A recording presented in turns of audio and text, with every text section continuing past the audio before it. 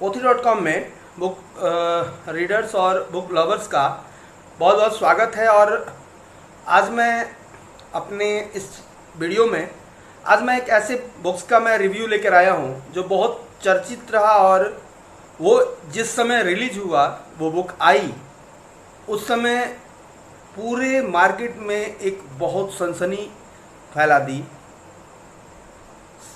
और उस बुक का नाम है द एक्सीडेंटल प्राइम मिनिस्टर, जो 2014 में ये बुक पब्लिश हुई।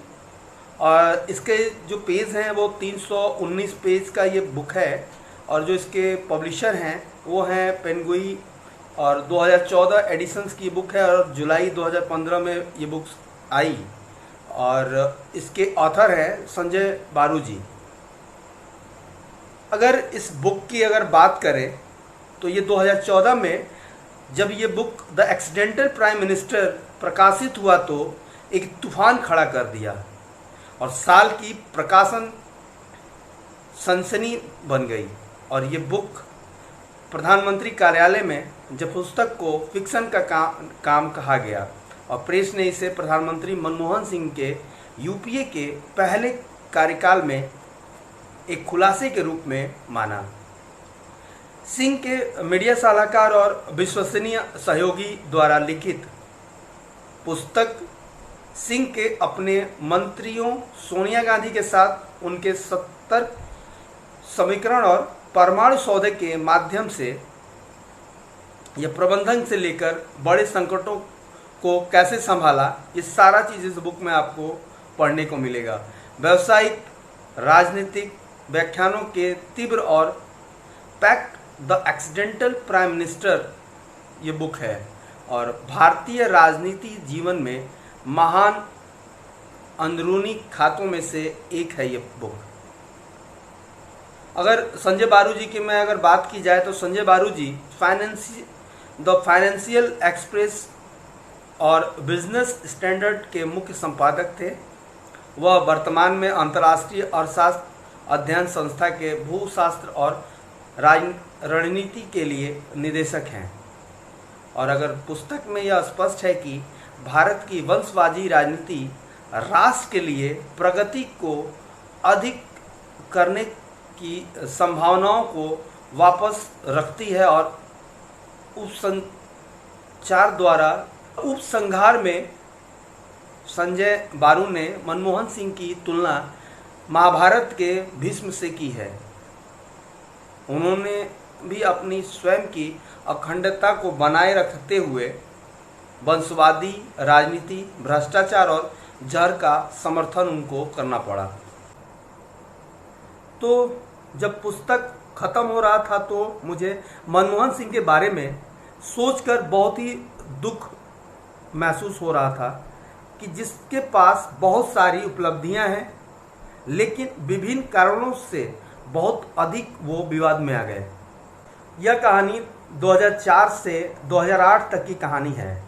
और 2004 से लेकर 2008 के भारतीय पीएम के मीडिया सलाहकार संजय बारू का एक अनूठा विचार था कि कैसे मनमोहन सिंह आदरणीय पीएम से नौकरशाही और आदरणीय प्रतिष्ठा के साथ उन्हें भी अपनी स्वयं की अखंडता को बना रखते हुए वंशवादी राजनीति, भ्रष्टाचार और जहर का समर्थन करना पड़ा था। स्वयं की अखंडता को बनाए रखते हुए वंशवादी राजनीति, भ्रष्टाचार और जहर का समर्थन करना पड़ा था। पुस्तक को 13 विसंगत अध्यायों में विभाजित किया गया है, जो कि शुरू होता है कि कैसे श्री बारू को पीएम से मिलते हैं और कैसे उनको आमंत्रित किया गया था और कैसे उन्हें पीएम के साथ अपने संबंधों के वो विकास किए और रास्ते में आने वाली समस्याओं का एक विश्वसनीय सलाहकार के रूप में उनका अंतिम विकास किया। यह आत्मकथा सामग्री पीएम द्वारा की गई नीतिगत पहलुओं और उनमें से कुछ बताई गई सामग्री के रूप में है। फिर भी ये कुल मिलाकर एक उत्कृष्ट पुस्तक है और सनसनीखेज और अधिक पढ़ने योग्य भी है। और डॉक्टर सिंह के प्रति मेरे मन में हमेशा सम्मान था, लेकिन उनकी चुप्पी के लिए मैं कभी भी माफ़ नहीं करूंगा कि संजय ने कहा कि वह भीष्म की तरह हैं जो ईमानदार आदमी है लेकिन गलत की तरफ हैं। एक व्यक्ति जो अपनी व्यक्तिगत पर सत्य को महत्व नहीं देता वो सही नहीं है। मैं कर्ण और भीष्म को उसी तरह से परिभाषित करता हूँ जैसे कि वे थे। यह वारू के लिए एक शानदार किताब है, और अगर इस बुक की अगर बात करें तो मैं इस बुक को 5 स्टार से, अगर रेटिंग की बात की जाए तो मैं इसे 5 स्टार में मैं इसको 4.5 स्टार यानी 4.5 स्टार मैं इसको दूंगा। और मैं उन लोगों का और मैं कहूँगा कि ये बुक उन लोगों को पढ़नी चाहिए जो राजनीति उनका विशेष विषय रहा है। यह किताब मेरे लिए बहुत अच्छी लगी और मैं कहूँगा भी कि आप लोग इस किताब को ज़रूर पढ़ें।